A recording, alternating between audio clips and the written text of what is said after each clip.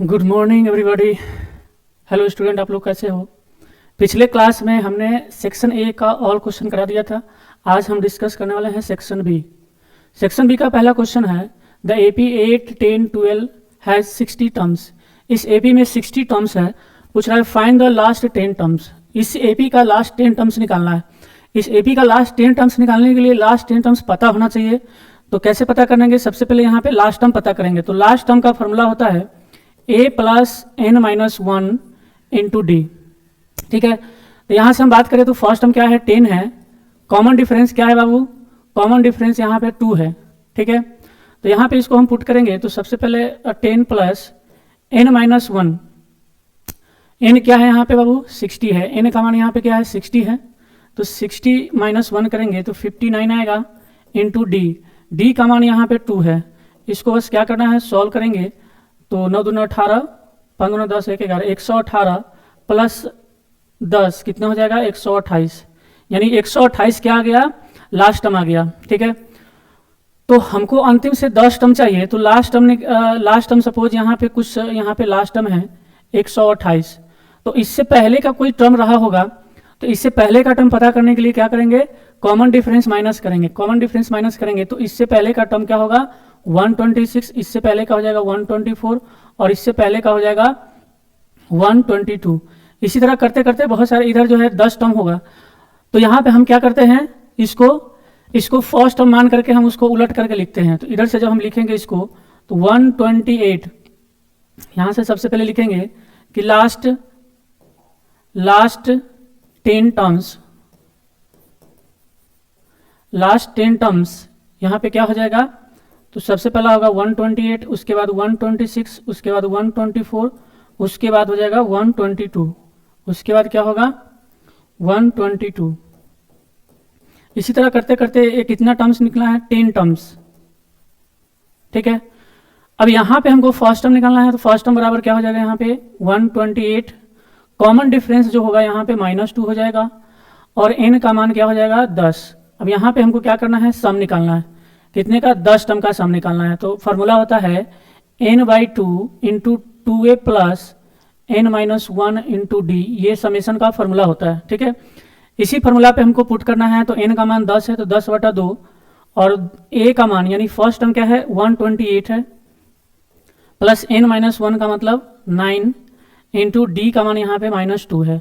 बस इसको क्या करना है? सॉल्व कर देना है। इसको क्या करना है बाबू? सॉल्व करना है।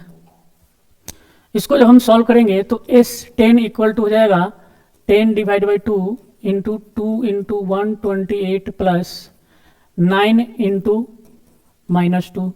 इसको सॉल्व करेंगे तो 5 इंटू 128 गुना कितना हो जाएगा? 256। कितना हो जाएगा बाबू? 256 माइनस 18। इसको जब हम सॉल्व करेंगे तो 5 इंटू 18 माइनस करेंगे तो यह आ जाएगा 8 और यह आ जाएगा 4 में से 1 गया 3, 238। 238 को 5 से मल्टीप्लाई करेंगे, 8 × 5 = 40, 5 × 3 = 15, 4 = 19, 5 दूना 10 और 1 11, यानी 1190 हमारा क्या हो जाएगा? आंसर हो जाएगा।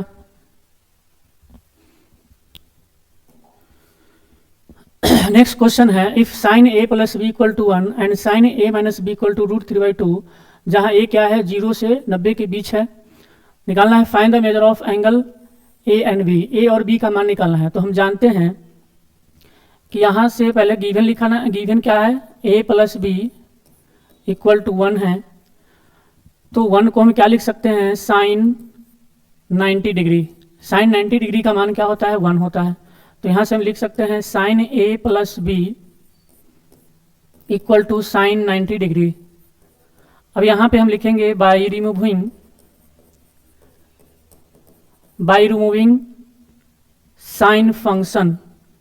साइन फंक्शन को यहाँ पे हम रिमूव करेंगे क्योंकि यहाँ भी साइन है, यहाँ भी साइन है। रिमूव करेंगे तो a प्लस बी बराबर यहाँ पे आ जाएगा 90 डिग्री। ये हमारा फर्स्ट इक्वेशन। ठीक है, दूसरा कह रहा है कि cos a minus B equal to √3/2 और cos किस डिग्री के मान √3/2 होता है? तो यहाँ पे लिखेंगे cos 30 डिग्री का मान √3/2 होता है। यानी हम लिख सकते हैं यहाँ cos a minus B equal to cos 30 degree by removing cos function. यहाँ पे कॉस फंक्शन को जब हम रिमूव करेंगे तो यहाँ पे आ जाएगा a minus B equal to 30 degree. ये इक्वेशन 2।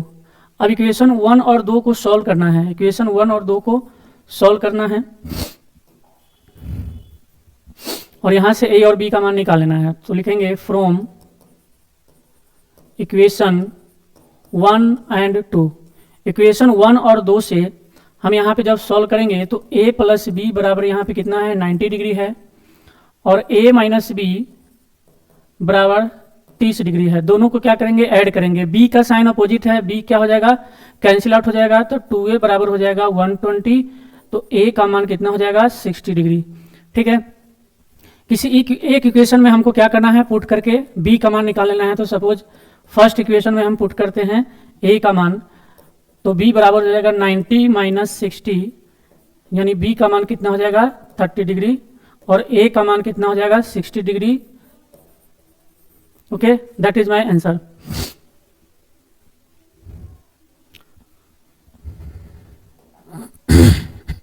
नेक्स्ट क्वेश्चन है, if AP and DQ are the medians of the triangle ABC and DEF respectively, where triangle ABC and DEF क्या है, सिमिलर ट्रायंगल है। तो हमको प्रूफ करना है ये वाला, ये हमको क्या करना है, प्रूफ करना है। तो सबसे पहले यहाँ पे हम ट्रायंगल बनाएंगे। सबसे पहले क्या बनाएंगे, ट्रायंगल बनाएंगे ABC। ये दूसरा ट्रायंगल है DEF। ठीक है, अब यहाँ पे कह रहा है कि दोनों सिमिलर ट्रायंगल है। ठीक है, दोनों अगर सिमिलर ट्रायंगल है तो यहाँ से हम लिख सकते हैं, और AP क्या है, इसका मीडियन है। मीडियन का मतलब सामने वाला को दो बराबर पार्ट में डिवाइड करता है, और DF भी इसका क्या है, मीडियन है, तो इसको भी दो बराबर पार्ट में क्या करेगा, डिवाइड करेगा। ठीक है, तो अगर दोनों ट्रायंगल है तो हम लिखेंगे if triangle ABC similar to the triangle DEF, then यहाँ पे हम लिख सकते हैं कि AB divide by DE equal to BC divide by EF। अब यहीं से हमको क्वेश्चन बनेगा, BC और EF को हमको क्या करना है, सॉल्व करना है। अगर ये दोनों BC को दो बराबर पार्ट में डिवाइड करता है, AP यहाँ पे AP है और यहाँ पे Q है, DQ है, तो यहाँ पे हम लिख सकते हैं BC डिवाइड बाई 2 बटा EF डिवाइड बाई 2, और BC डिवाइड बाई 2 यानी ये इसका आधा होगा, BP क्या होगा, BC का आधा होगा। तो हम लिख सकते हैं BP डिवाइड बाई EF का आधा, ये EF है, EF का आधा क्या हो जाएगा, EQ हो जाएगा। ऐसा हम लिख सकते हैं। ठीक है, अब यहाँ पे लिखेंगे now from triangle ABP and triangle DEQ, इन दोनों में ध्यान से देखना कि इन दोनों में यहाँ पे हमारा निकल गया AB divide by DE equal to BP divide by EQ। यहाँ से दो ऐसे कॉरेस्पॉन्डिंग साइड का रेशियो यहाँ पे क्या हो गया, बराबर हो गया। और सिमिलर ट्रायंगल में कॉरेस्पॉन्डिंग साइड का रेशियो और कॉरेस्पॉन्डिंग एंगल क्या होते हैं, इक्वल होता है। ठीक है, तो कॉरेस्पॉन्डिंग साइड का रेशियो अगर इक्वल है तो चूंकि ये पूरा ट्रायंगल क्या है, ट्रायंगल ABC और ट्रायंगल DEF क्या है, कॉन्ग्रुएंस ट्रायंगल है, तो हम कह सकते हैं कि एंगल B जो होगा एंगल C के क्या होगा, इक्वल होगा। तो यहाँ से हम लिख सकते हैं and angle B equal to angle C। तो यहाँ से कौन सा रूल लगेगा, बाई SAS सिमिलरिटी क्राइटेरियन। यहाँ पे हम कह सकते हैं कि triangle ABP similar to the triangle DEQ। अगर ये दोनों सिमिलर ट्रायंगल है, तो कॉरेस्पॉन्डिंग साइड का रेशियो क्या होगा, इक्वल होगा, यानी AB डिवाइड बाई DE, ठीक है, equal to BP divide by EQ। ये अगर इक्वल है तो 100% AP इक्वल टू क्या होगा, AP डिवाइड बाई DQ भी क्या होगा, आपस में इक्वल होगा। तो हम यहाँ से लिख सकते हैं hence AB divide by DE equal to BP divide by EQ equal to AP divide by EQ। तो यहाँ से जब ये तीनों बराबर है तो ये भी आपस में क्या होगा, इक्वल होगा। तो हम यहाँ से लिख सकते हैं AB divide by DQ, AB divide by DE equal to AP divide by DQ। यही हमको क्या करना था, प्रूफ करना था। यही क्या करना था, हमें प्रूफ करना था।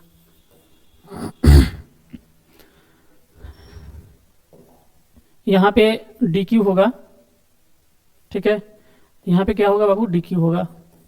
यही चीज हमें प्रूफ करना था। नेक्स्ट क्वेश्चन है, A horse and cow goat are tied each by the ropes of length 14 meter at the corners of ABC and respectively of a grassy triangular field ABC with the sides of triangle 35 meter, 40 meter, 50 meter. Find the area of grass field that can be grazed by them. तो यहाँ पे एक सबसे पहले क्या करना होगा, triangle बनाना होगा। सबसे पहले क्या करना पड़ेगा, ट्रायंगल हम बनाते हैं। थोड़ा सा इसको ऊपर लेके जाते हैं। सबसे पहले यहां से क्या करना होगा, ट्रायंगल बनाना होगा।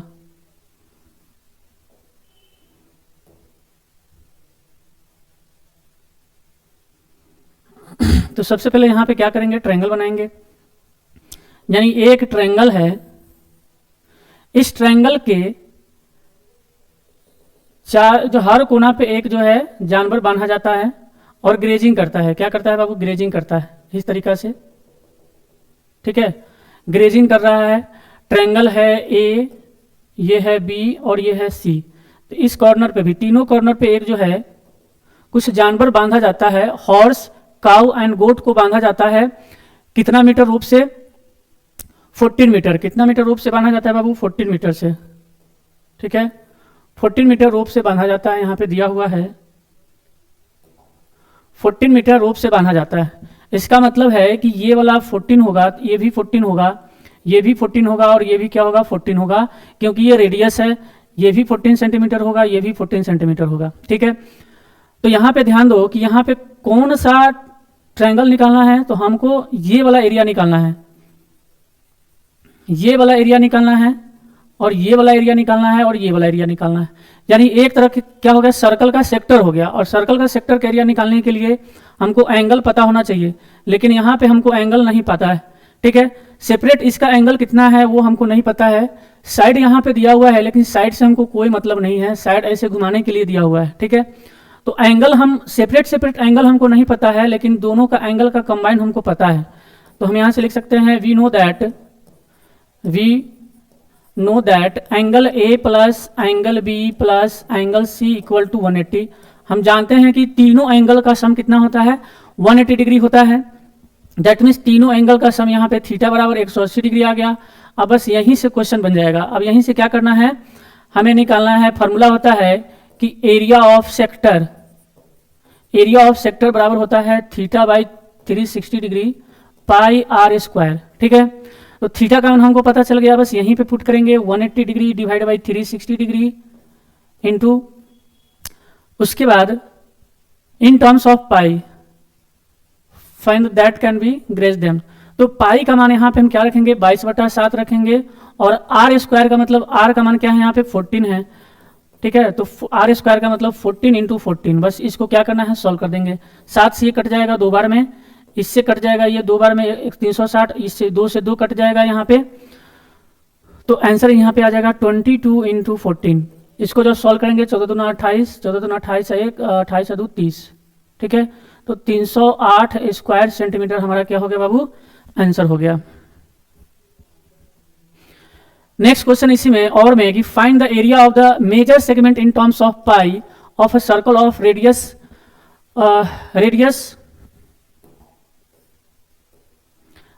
5 सेंटीमीटर। रेडियस कितना है बाबू, 5 centimetre, formed by a chord subtending an angle of 90 degree at the centre. यानी एक मेजर सेगमेंट का एरिया निकालना है। रेडियस दिया हुआ है 5 सेंटीमीटर। तो सबसे पहले हम फिगर बनाते हैं। ये रेडियस दिया हुआ है, ठीक है, और ये जो दिया हुआ है 90 डिग्री दिया हुआ है, ये वाला क्या दिया हुआ है 90 डिग्री, और एरिया से ये 5 सेंटीमीटर है, ये भी 5 सेंटीमीटर होगा। क्लियर है। यहाँ से एक हम आर्क जो है कॉर्ड ड्रॉ करते हैं, सपोज ये ए है, ये बी है, और ये सेंटर को हम ओ से डिनोट करते हैं। तो यहाँ पे एक फार्मूला होता है, we know that area of major segment का एक फार्मूला होता है, क्या होता है बाबू? तो देखो ये मेजर सेगमेंट है, ये क्या है बाबू?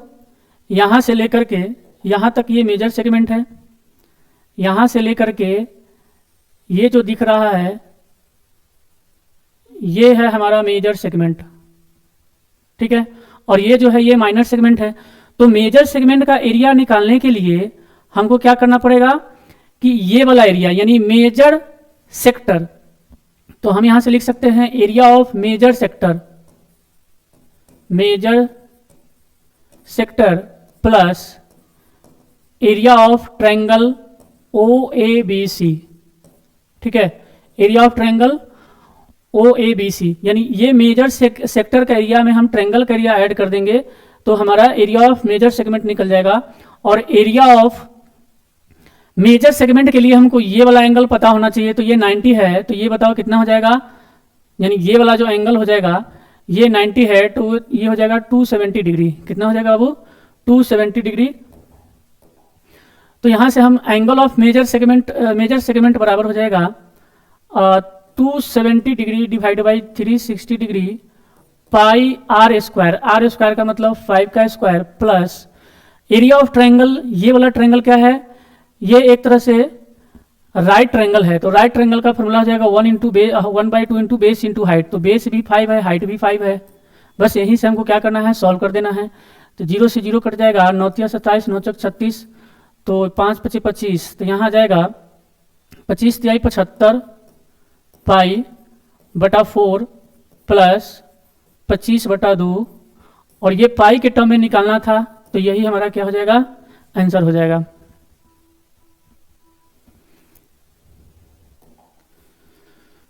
नेक्स्ट क्वेश्चन है, triangle ABC is drawn to circumscribe a circle of radius 4 centimetre such that the segment BD and DC are of length 10 centimeter and 8 centimeter respectively. Find the length of sides ABAC if it is given that triangle ABC equal to 90 square centimeter. यानी एक triangle है, इन circle का मतलब होता है कि कोई भी पॉलीगन में अगर सर्कल अंदर है तो उसको हम क्या कहते हैं, इन सर्कल कहते हैं। क्या कहते हैं, इन सर्कल कहते हैं।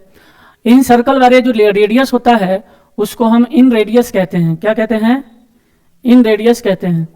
तो यहां से हम लिख सकते हैं ये जो होगा वो ये क्या होगा, इन रेडियस होगा। इन रेडियस को हम स्मॉल r से डिनोट करते हैं, ये भी r होगा, ये भी r होगा, ठीक है।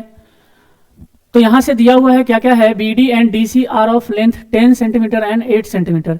BD का लेंथ दिया हुआ है, BD का लेंथ दिया हुआ है 10 सेंटीमीटर, DC का लेंथ दिया हुआ है 8 सेंटीमीटर।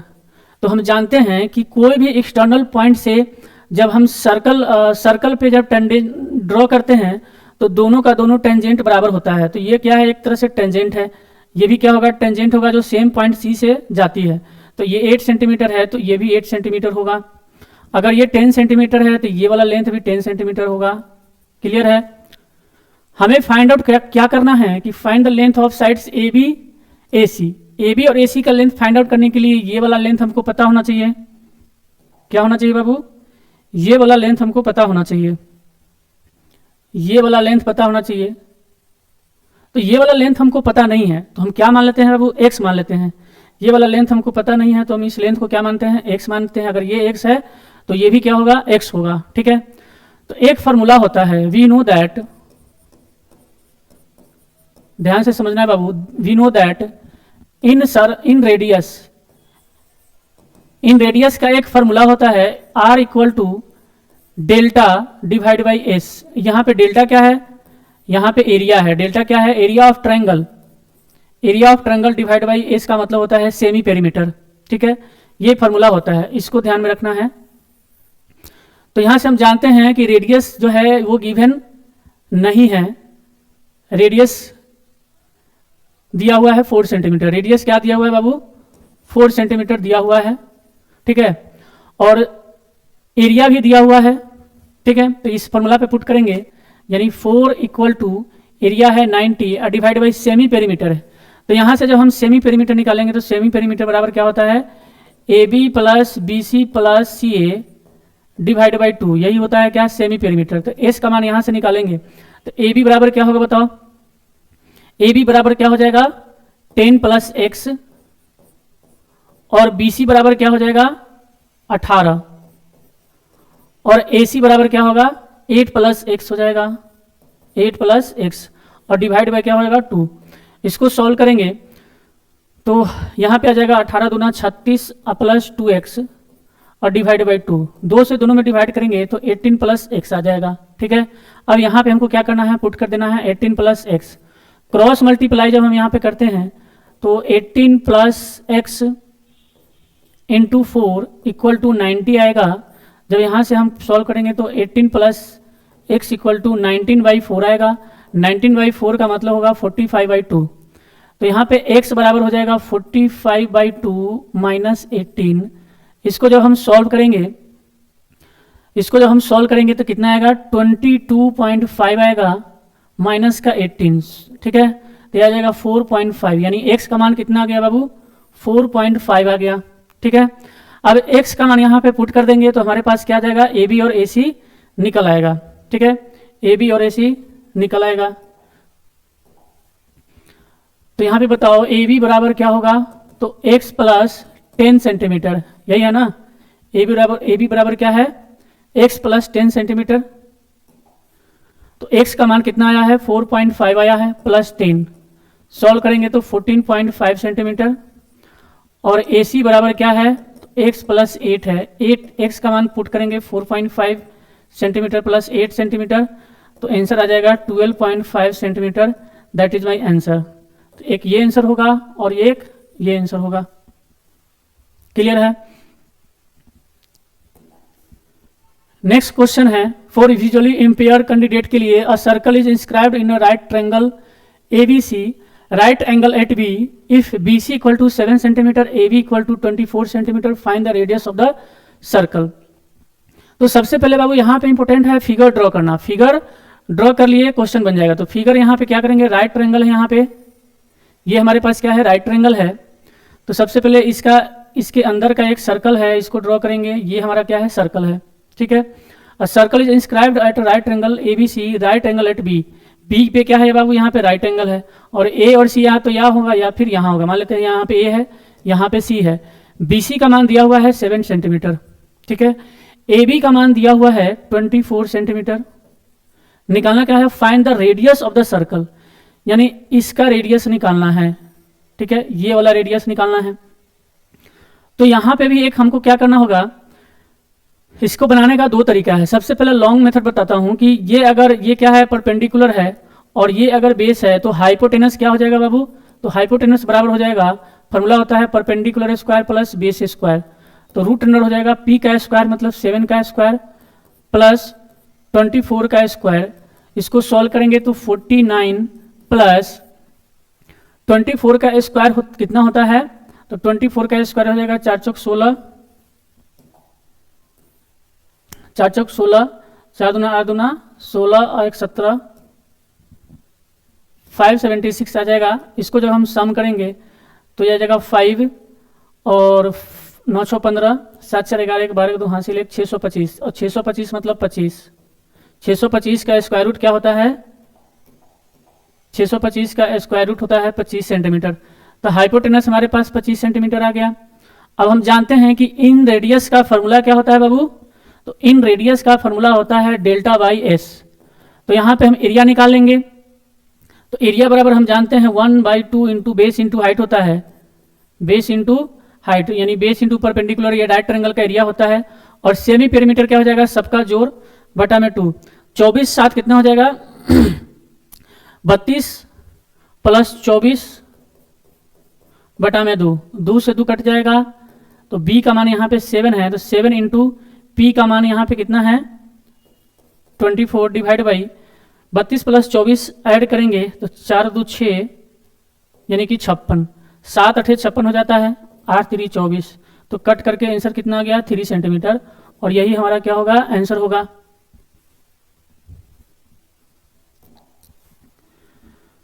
चलिए नेक्स्ट क्लास में हम डिस्कस करने वाले हैं सेक्शन बी। आई होप कि सारे बच्चों को समझ में आया होगा, फिर भी अगर डाउट होगा तो वीडियो को फिर से देखना है, ठीक है। फिर भी समझ में आया तो कमेंट बॉक्स में आप डाउट पूछ सकते हैं, आपका डाउट क्लियर करूंगा।